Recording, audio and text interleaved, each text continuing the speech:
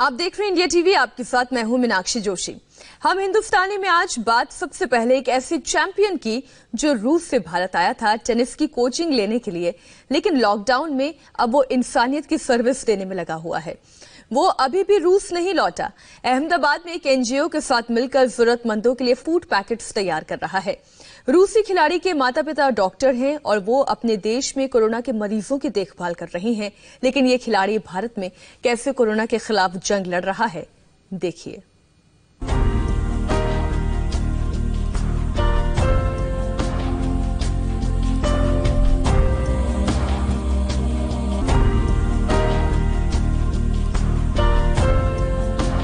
हाथ में tennis racket की जगह ग्लव्स, मुंह पर मास्क, बॉडी पर एप्रन और सिर पर कैप। टेनिस कोर्ट में धूम मचाने वाले रशियन चैंपियन रोज खाने के पैकेट पैक कर रहे हैं। खेल का मैदान छोड़कर महामारी के खिलाफ जंग लड़ रहे हैं। कोरोना के खिलाफ ये लड़ाई अहमदाबाद की एक टेनिस एकेडमी से लड़ी जा रही है। शहर के धनी और मशहूर लोगों ने मदद को अपना मिशन बना लिया है। जिन हाथों ने अपने घर में कोई छोटा सा भी काम नहीं किया, वो मजदूरों के लिए पसीना बहा रहे हैं। जो कभी अपने घर के किचन में नहीं जाते थे, वो वहां खाना पैक कर रहे हैं। और हिंदुस्तानियों की इस मुहिम में शामिल है ये रशियन प्लेयर। एटीपी रैंकिंग वाले इस लॉन टेनिस खिलाड़ी को 28 मार्च को अपने देश वापस लौटना था, लेकिन लॉकडाउन की वजह से भारत में ही रुकना पड़ गया।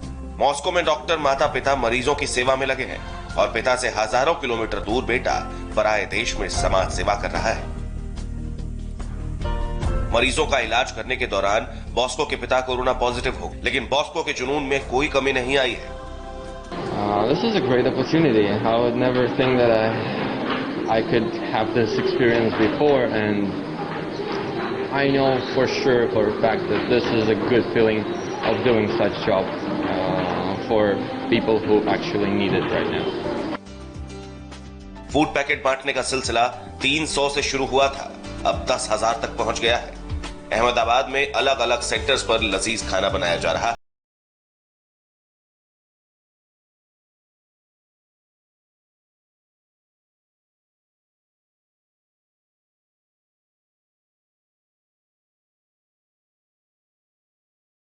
टेनिस एकेडमी में लाया जाता है। खाना पैक करने के पहले मंत्र पढ़ा जाता है और भगवान की जय जयकार होती है।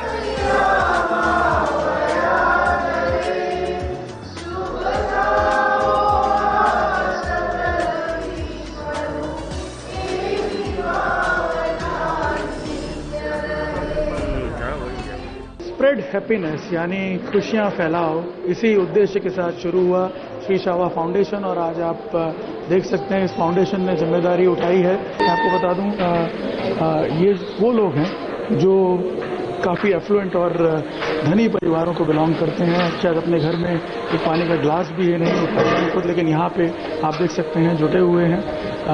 उन गरीबों का पेट भरने के लिए ये खाना तैयार कर रहे हैं जिन्हें लॉकडाउन में इस वक्त किसी प्रकार का सपोर्ट नहीं मिल रहा है। उन्हें सबसे ज़्यादा सपोर्ट की ज़रूरत है। इस तरह से 8 से 10 हज़ार फूड पैकेट बना करके ये डेली अहमदाबाद के अलग अलग इलाकों में पहुंचा रहे हैं। लॉकडाउन का ऐलान हुआ तो दूसरे राज्यों से गुजरात आए मजदूर मुसीबत में फंस गए। उनके पास न पैसा था, न ही खाने का सामान। संकट में फंसे मजदूरों का हाल देखकर 26 साल के फेस रीडर और समाज सेविका अमी मोदी ने मदद की मुहिम शुरू की। पहले दूध बिस्किट बांटे गए, फिर अनाज देना शुरू किया और अब फूड पैकेट बांटे जा रहे हैं। मैं बहुत खुश नसीब अपने आप को समझती हूँ कि आज तक 2 लाख तक अपने लोगों को ये खाना पहुँच चुका है। और जो 2 लाख लोगों को ये खाना पहुँचे उन सबको मैं दिल से थैंक यू बोलना चाहती हूँ। शुरू किया 31 मार्च से, जब हमको नहीं पता था कि हम इस लेवल पे उसको लेके जाएंगे। बस एक दिल में इच्छा थी कि ये लॉकडाउन के टाइम पे कुछ करना है, किसी के लिए कुछ करना है। मैंने शुरू किया और लोग मेरे साथ जुड़ते गए। इस मिशन के दौरान एमी के पिता की मौत हो गई, लेकिन मुहिम पर ब्रेक नहीं लगी। फूड पैकेट तैयार कर अहमदाबाद म्युनिसिपल कॉर्पोरेशन और पुलिस के हवाले कर दिया जाता है। भूख गरीबों की मिटती है और सुकून मिलता है इन नौजवानों को। यहाँ से जब पैकेट्स अपने लिए भी लेके निकलते हैं और जब भी पैकेट्स देते हैं तो उन लोगों के चेहरे पे जो खुशी, और अब तो हर रोज का हो गया है, तो जब भी कार देखते हैं तो दे वर ईगरली वेटिंग फॉर अस और इतना अच्छे से थैंक यू बोलते हैं। तो लगता है कि अगर दिल से कुछ भी करो तो उसका रिस्पॉन्स अच्छा ही रहता है।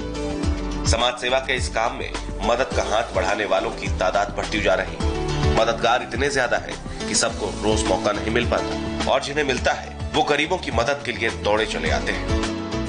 मेरा रेस्टोरेंट है कैलाश पर्वत और मैं एडवर्टाइजिंग एजेंसी में भी काम करती हूँ, पर अभी दोनों वैसे भी बंद है तो पूरे दिन घर में बैठने से अच्छा है कि इधर आके हम सेवा करें और अच्छे से लोगों को खाना खिलाएं।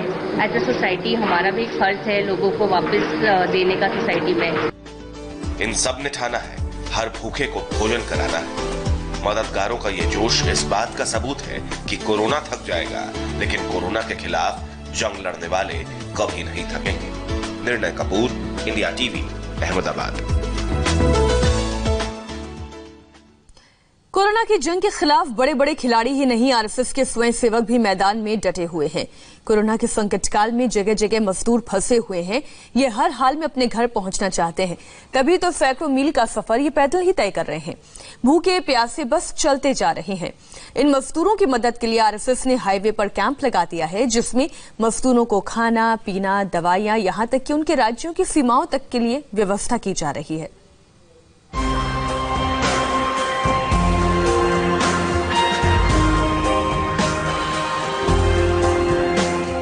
कोई तेलंगाना से यूपी जाना चाहता है,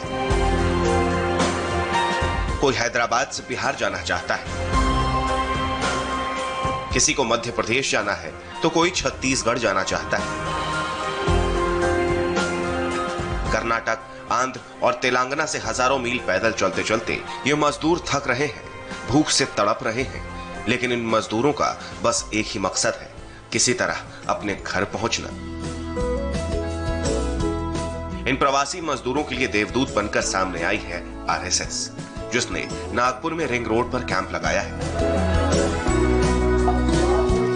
यहां थके हारे भूखे मजदूरों को खाना खिलाया जा रहा है।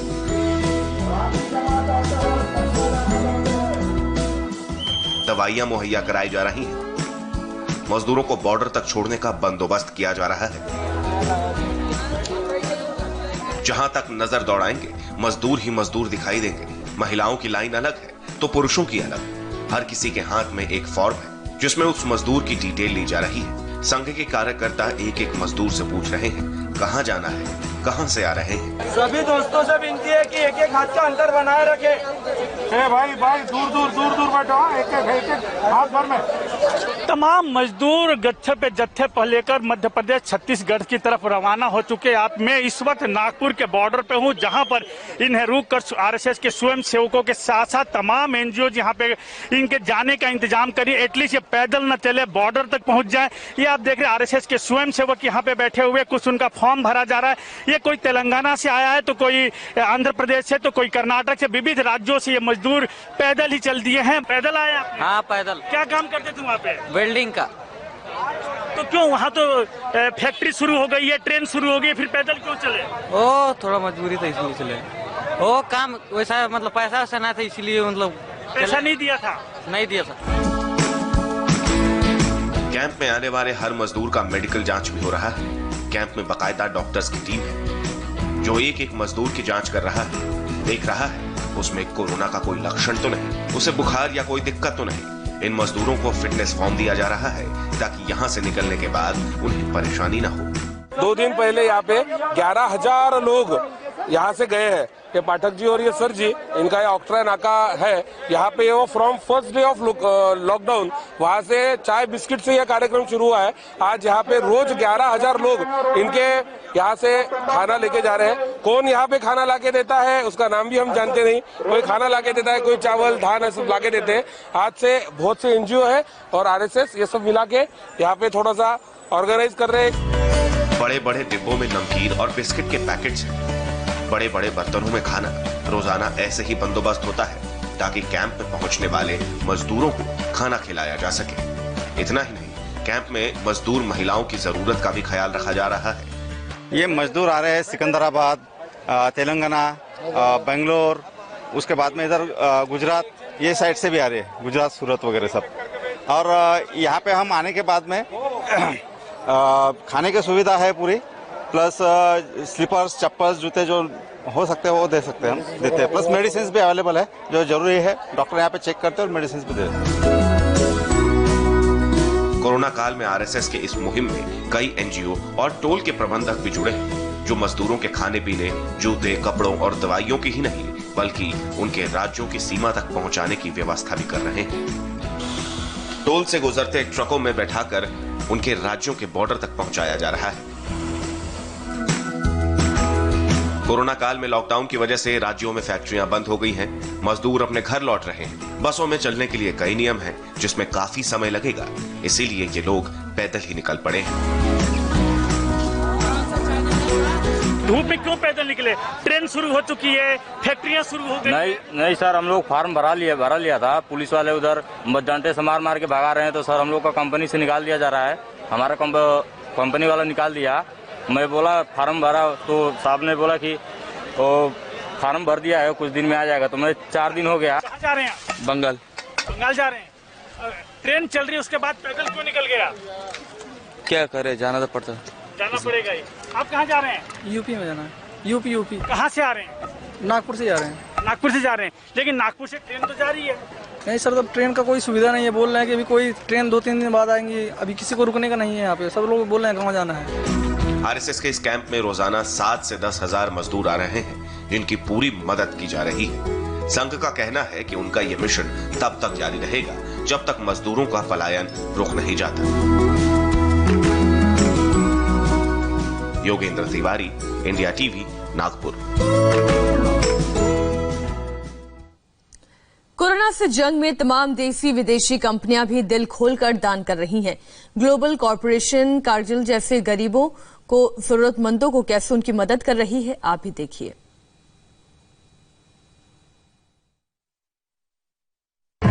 The world is facing an unprecedented emergency. In India, millions of daily wage workers and migrants are facing challenges in access to basic needs like food and shelter. At Kargil, we are driven by the value of nourishing our world.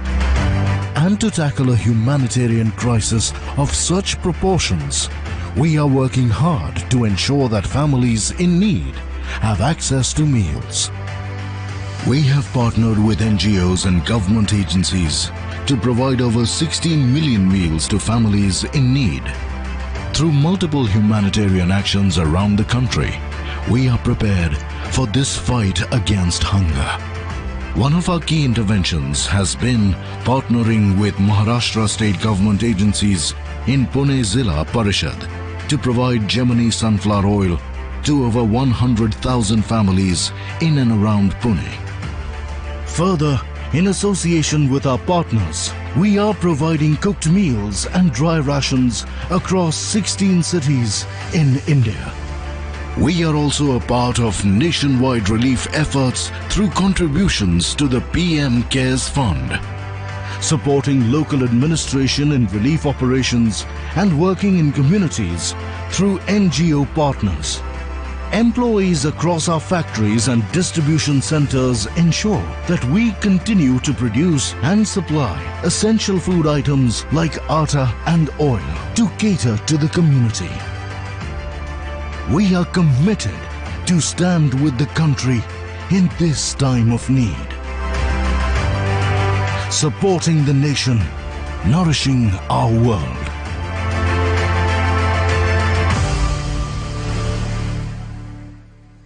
Kargil किस तरीके से मदद कर रही है, ये पूरी report आपने देखी। और कोरोना की मार झेल रहे लोगों की मदद करने में बॉलीवुड के सुल्तान यानी सलमान खान भी पीछे नहीं है। सलमान खान लॉकडाउन में इन दिनों अपने पनवेल वाले फार्म हाउस में है। लॉकडाउन में सलमान की फिल्मों की शूटिंग भले ही बंद हो, लेकिन उनकी सोशल सर्विस और जरूरतमंदों की मदद नॉन स्टॉप जारी है। बॉलीवुड से जुड़े डेली वेजर्स के खातों में डायरेक्ट मनी ट्रांसफर के बाद सलमान कैसे जरूरतमंदों तक राशन पहुंचा रहे हैं, देखिए उन्हीं की जुबानी। आप काफ़ी कुछ कर रहे हैं सब लोगों के लिए। Daily veg workers also you have helped out people from the villages actually nearby. You're going to help them again coming next week.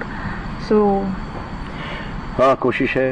अब एक हमने शूटिंग के लिए एक बीइंग हैंगरी फूड ट्रक खोला था। तो जैसे वो 2 ट्रक आए हमारे पास, ये कोरोना वायरस फैल गया और शूटिंग वगैरह सब बंद हो गई, तो वो ट्रक्स वहीं पे पड़ी थी। तो एक हमारे मित्र हैं, उनका नाम राहुल है, राहुल का नाम। तो मैंने उनसे कहा कि वो अगर फूड आप बांट रहे हो तो use those trucks and whatever food you need, you know, places where जिनके पास खाना नहीं, तो वो ट्रक्स जाके उनको खाना दें। और यहाँ के विलेजेस करीबन 9-10 विलेजेस हैं आसपास में, जिसमें 400 फैमिलीज हैं, 500 फैमिलीज हैं, 80 फैमिलीज हैं, 180 फैमिलीज हैं। ऐसे करते करते 2,500-3 हज़ार लोग हो जाते हैं, फैमिलीज हो जाती हैं। और उनके पास भी अब रोजगार नहीं है, खाने के लिए पैसे नहीं है। तो हमसे जितना हो सक रहा है हम यहाँ पर भी कर रहे हैं। तो हो गया। Thank you very much for talking to us.